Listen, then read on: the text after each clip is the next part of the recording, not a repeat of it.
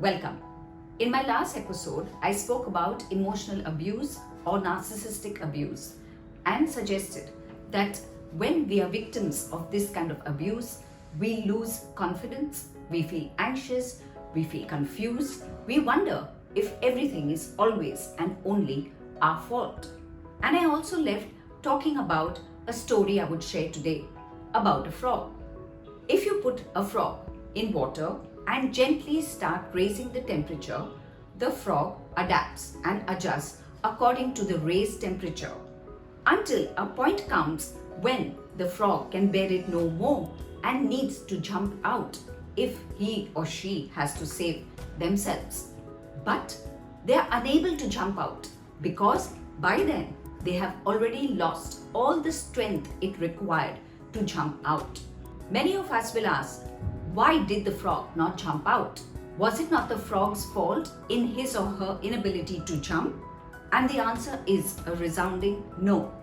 It was not the frog's fault at all for not jumping, because the frog believed that by adjusting and accommodating to the rising temperature, finally he would be able to muster the courage to jump. The frog did not realize that it would lose its strength, and when the time really came to jump, it wouldn't be able to do so.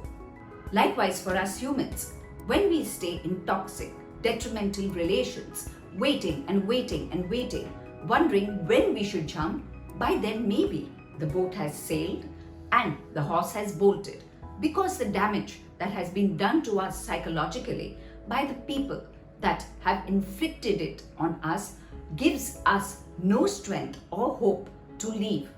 Of course, there is an optimal time when a person has to decide for himself or herself when is the right time to leave.